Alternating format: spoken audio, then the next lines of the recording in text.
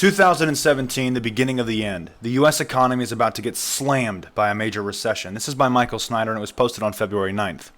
This article was written on by Michael Snyder and originally published at his Economic Collapse blog. Editor's comment: the factors are lining up. President Obama left office with everything quietly coming to a head. None of the major problems have been resolved, and a cropping to the surface again. The Federal Reserve lost its ability to continually stimulate the economy with unlimited printing and credit. It has months ago scheduled a series of interest rate increases that will put a tremendous amount of pressure on an already vulnerable system.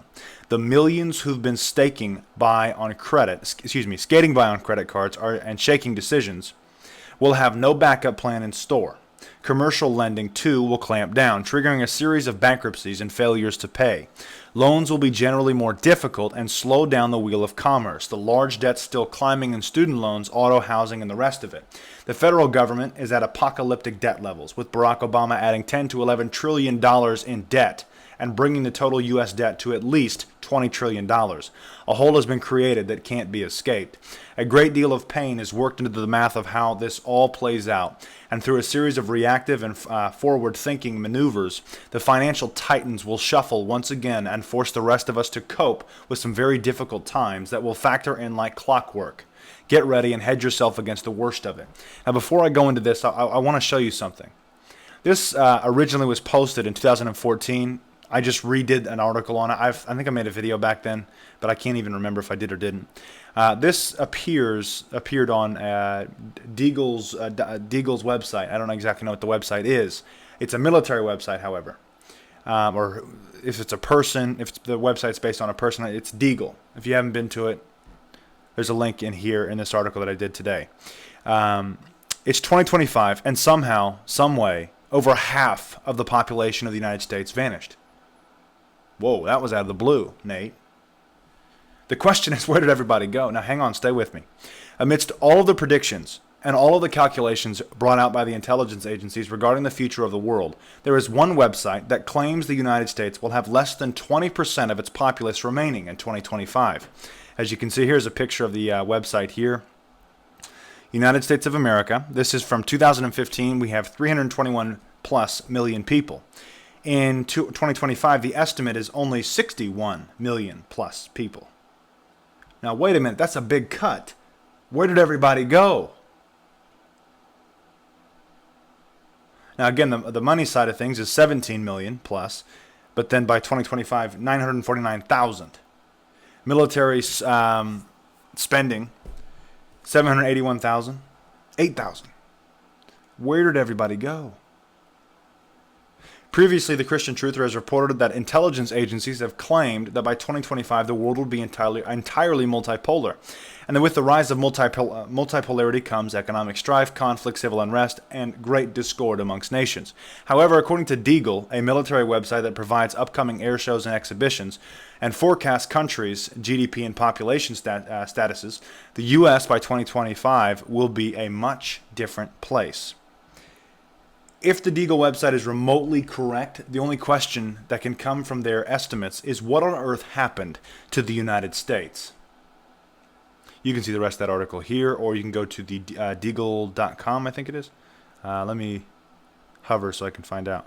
Deagle.com, yeah. Go to Deagle.com, country/forecast if you want to see those. Back to this, though. In the U.S., is the U.S. economy about to get slammed by a major recession? According to Gallup, U.S. economic confidence has soared to the highest level ever recorded. But meanwhile, a whole host of key economic indicators are absolutely screaming that a new recession is beginning. And if the U.S. economy does officially enter recession territory in 2017, it certainly won't be a shock, because the truth is that we are well overdue for one. Donald Trump has inherited quite an economic mess from Barack Obama, and it was probably inevitable that we were headed for a significant economic downturn no matter who won the election. One of the key indicators to watch is average weekly hours. When the economy shifts into recession mode, employers tend to start cutting back hours. And that is happening right now. In fact, as Graham Summers has pointed out, we just witnessed the largest percentage decline in average weekly hours since the recession of 2008.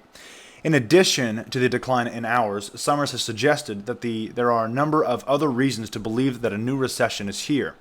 The fact is that the GDP growth of 4 to 5% is not just around the corner.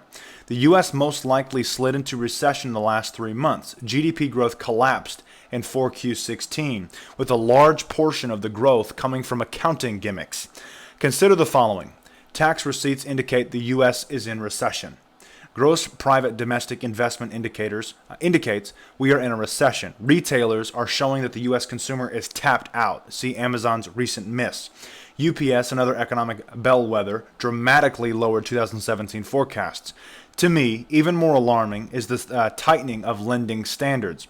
In our debt-based economy, the flow of credit is absolutely critical to economic growth. And when credit starts to get tight, that almost always leads to a recession.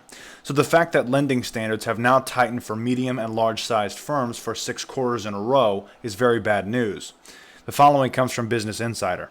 Although modest over the past couple of quarters, it is still worth noting that this is now the 6th quarter in succession that standards have tightened for large and medium-sized firms. Deutsche Bank economist Jim Reed wrote in a research note to clients, "This usually only happens in recessions." Now wait a minute here. I just previously read to you a prediction that by 2025, the U.S. population would be at 61 million rather than 321 plus million in 2015. The GDP is 17 million, almost 18 million in 2015. But in 2025, it's only 949,000. These two are linked. Now, Deagle happens to go into, I don't know if if it's a guy named Deagle or what, but the Deagle website goes into a brief explanation as to what in the world took place. The majority of the economic and demographic data used in the making of the forecast is widely available by institutions such as the CIA, IMF, UN, USG, etc. You can see the most relevant data at every single country's page. There is a tiny part of data coming from a variety of shadow sources such as internet gurus, unsigned reports, and others. But all these sources are from the internet and are public domain for at least a minority. For example, several years ago, Degong, the Chinese ratings agency, published a report analyzing the physical economy of the states, comparing it with those of China, Germany, and Japan.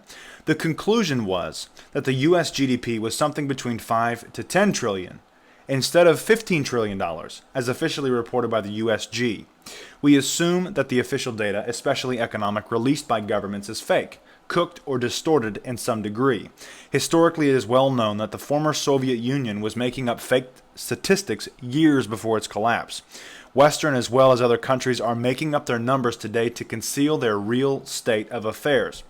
We are sure that many people out there can find government statistics in their own countries that by their own personal experience are hard to believe or are so optimistic that may belong to a different country. Now, of course, he goes on into stating here that he did not include, or this individual did not include, any sort of crisis, like a pandemic or a nuclear war, in this forecast. So take the U.S., for example. This massive decline of almost 80%, right? This is a 20% left in less than 10 years. That's a lot of people, folks. Where'd they all go? It was not due to a pandemic, and it was not due to nuclear war. Where did they all go? The website Deagle claims that it's because they all immigrated. I'm sorry, not immigrated, migrated. Wrong way. Migrated to other countries like Asia and Europe. That many people left. Many people went to Southern America. Why? What was the reason? What drove them out of the U.S.? Does it have something to do with the economy? This is kind of where we have to say, well, we'll see. We'll see. Remember, folks, play the long game. Things are shaking up and changing. This week, we're expecting to release our latest episode in the series Club of Rome, or All Roads Lead to Rome, the secret society behind the United Nations and the New World Order. Now, of course, our latest episode was episode 4, the Twisted Hidden Hands, the United Nations Exposed. If you'd like to support what we do in our fight against the New World Order, become a member of Christian Truther. Go to christiantruther.com/info for more information. I want to thank you guys for supporting us, for your prayers, for watching our videos, and of course for checking out our website. You can get the latest news by going to christiantruther.com/news. God bless and carry on.